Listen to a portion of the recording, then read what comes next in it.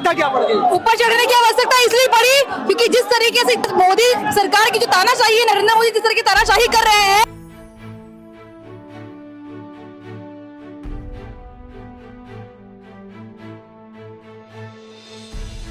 ये आदरणीय प्रधानमंत्री मोदी जी जुमलेबाज है, बहुत बड़े जुमलाबाज है। प्रोटेक्शन महिलाओं के लिए नहीं है, युवाओं के लिए रोजगार नहीं है, किसानों की बेहतरी के लिए कोई नहीं है, आम जनता के लिए कोई अच्छे काम नहीं। हाँ, कोई भी इलेक्शन कमिश्नर अगर गलत काम भी करता है तो मोदी जी के राज में उसके खिलाफ कोई कार्रवाई नहीं होगी। अगर ये अच्छे दिन है तो इससे हम चाहेंगे कि हमारे वो पुराने बुरे दिन हमें वापस कर दीजिए। आप परमिशन दे देते क्या? हमें दे देते। आई लोग जो इस प्रोटेस्ट में शामिल हैं उनसे बात करते हैं और जानने की कोशिश करते हैं कि जंतर मंतर पर आकर जिस तरह वोट चोर गद्दी छोड़ का नारा लगा रहे हैं उसके पीछे मकसद क्या है और ये कहां तक और कब तक चलेगा, आइए बात करते हैं। क्या आवश्यकता क्या पड़ गई? ऊपर चढ़ने की आवश्यकता इसलिए पड़ी क्योंकि जिस तरीके से मोदी सरकार की जो तानाशाही है, नरेंद्र मोदी जिस तरह की तानाशाही कर रहे हैं, हम लोगों को जिस तरीके से इलेक्शन वोट की चोरी की जा रही है, लगातार वोट की चोरी की जा रही है, इलेक्शन कमीशन भी इन लोगों के पॉकेट में है।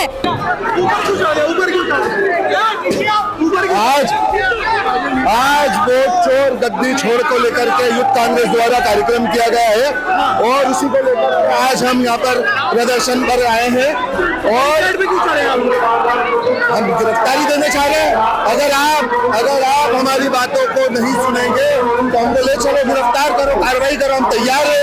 ये युवा कांग्रेस के लोग हैं जो दबने वाले नहीं है, डरने वाले नहीं। हम गिरफ्तारी के लिए मांग कर रहे हैं कि अगर आप इसके ऊपर न्याय नहीं कर सकते तो हम लोग गिरफ्तार करें, हम पे कार्रवाई करें, हम जेल भरो आंदोलन करने के लिए तैयार हैं।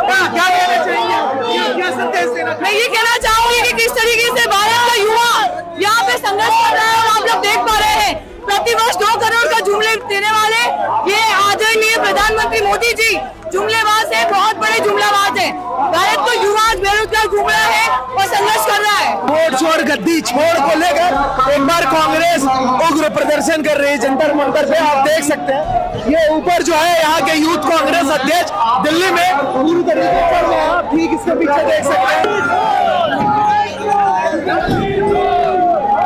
कुमार कह रहे हैं कि जो है कांग्रेस पार्टी गुमराह कर रही है जनता। अरे गणेश कुमार गलत तरीके से बना है। गणेश कुमार इतना ईमानदार होता तो मोदी जी उसकी सिलेक्शन में चीफ जस्टिस ऑफ इंडिया को रखते। चीफ जस्टिस ऑफ इंडिया को बाहर निकाल के पता चल गया कि गणेश कुमार कुछ नहीं है, सिर्फ मोदी जी का टट्टू है।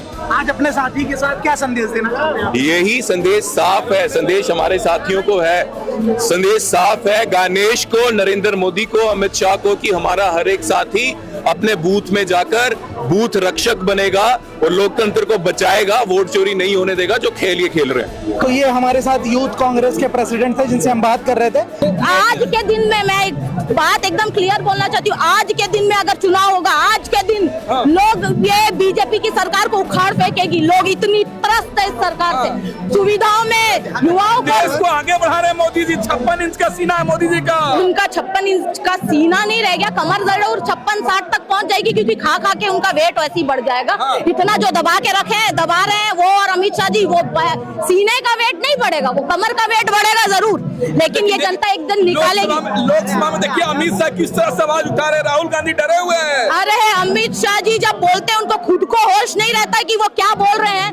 अमित शाह जी बात करते हैं 1960 में हमारे ये खत्म, अरे वो इंसान जो पहले खत्म हो गए उसको आप लाइक आप क्या बात कर रहे, किन की बात कर रहे, वो तड़ीपार है, वो बताएंगे देश को कैसे चलाना है। एक एजुकेटेड और अनएजुकेटेड पर्सन में यहीं पे दिखता है कि वो हमारे राहुल पढ़े लिखे हैं 100%, ये कम से कम मोदी से ज्यादा पढ़े लिखे इतना कि मोदी जी से ज्यादा ही है, मोदी जी से ज्यादा पढ़े लिखे हैं राहुल गांधी जी। आप एक चाय वाले की तुलना एक पढ़े लिखे इंसान से नहीं कर सकते। और एक तड़ीपार अमित शाह जी, वो तो तड़ीपार है, फिर वो क्या देश चलाएंगे जो पहले ही देश का पूरा बेड़ा गर्क करके। ज्ञानेश कुमार कह रहे हैं आप लोग गुमराह कर रहे हैं। ज्ञानेश कुमार जी आए ना, ज्ञानेश कुमार जी क्यों नहीं आते सामने?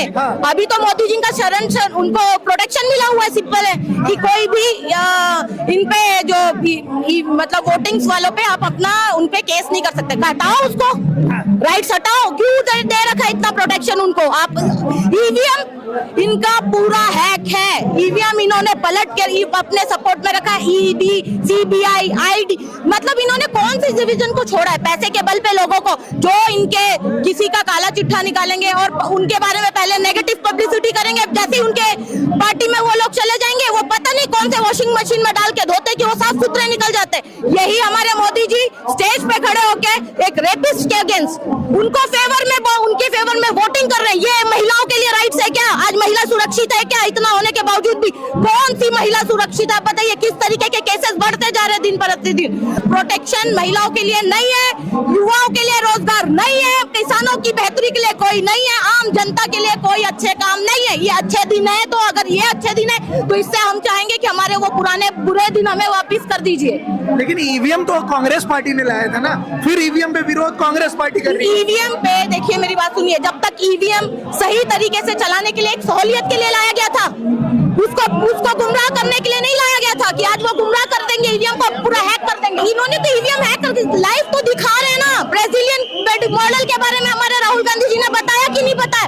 एक लोगों का 10-10, 20-20 जगह पे वोट दे रही है, क्या तरीका आप बताइए। तो यूथ कांग्रेस का क्या संदेश है इस जंतर मंतर से? यूथ कांग्रेस का साफ साफ सीधा संदेश है कि मोदी जी आप युवाओं के लिए काम कीजिए, अन्यथा जिस तरीके से आपको लोगों ने बैठाया था वो उखाड़ फेंकेगी। चाहे आप ईवीएम हैक करें, जनता से बड़ी कोई भी लोग नहीं हो सकते। जिस दिन जनता सारी सड़कों पे आ जाएगी, आपका सिंहासन डोलेगा। नेपाल में हुआ ना, उस तरीके से यहाँ पे भी वो चीजें आने वाली ही है, क्योंकि जिस तरीके से ये मोनोपोली चला रही है, नेगेटिव चीजें कर रही है, वो बहुत गलत है। राहुल गांधी पे आरोप लग रहा है जेनजी को भड़काने का काम कर रहे हैं राहुल गांधी। जेनजी आज फॉलोअर राहुल गांधी के इसलिए क्योंकि राहुल गांधी पढ़े लिखे लीडर हैं, वो लोगों की परेशानी समझ रहे, यूथ कनेक्ट कर पाए। यूथ बेरोजगार है।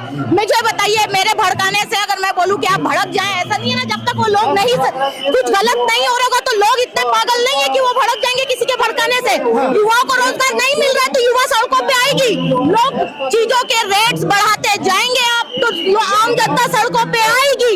आप वोट चोरी कितने दिन करेंगे? कब तक? आप क्यों नहीं कराते बैलेट पेपर पे? इतने टाइम से मांग चल रही है, बैलेट पेपर पे कराइए। इनके ऊपर भी मेरे को तरस ही आता है। पुलिस विभाग को जो भाई उनको जो देंगे जिम्मेदारी, उनको तो चलना ही पड़ेगा क्योंकि सरकार है, उनकी है, तो वो सरकार जैसा कहेगी इनको भी करना पड़ेगा। तो इनको भी सोचना चाहिए कि ये जो आज अधिकार की लड़ाई लड़ रहे, तो इनका फैमिली भी कहीं ना कहीं है उस सफर, उस चीजों में। आप हमारे देश की धरोहर बेचते जा रहे हो, आपके लोगों को आपको कहाँ से जॉब मिलेगा? कहा जा रहा है आप लोग ने जंतर मंतर की परमिशन ले ली थी और आप लोग जंतर एक बात बताइए मुझे, इतना लोग आ गए, पुलिस इनकी सुबह से आके खड़ी है, जंतर मंतर की परमिशन नहीं होगी? और परमिशन अगर मैं बोलूं, अगर परमिशन ना लिए, आप परमिशन दे देते क्या? हमें दे देते? आप तो तभी भी यही करते और अभी भी यही कर रहे हो। फर्क क्या है? तभी भी हमको मारते, अभी भी हमको मार रहे हो। हमें मार खाने से, हम राहुल गांधी जी के सिपाही, हमें मार खाने से कोई डर नहीं लगता।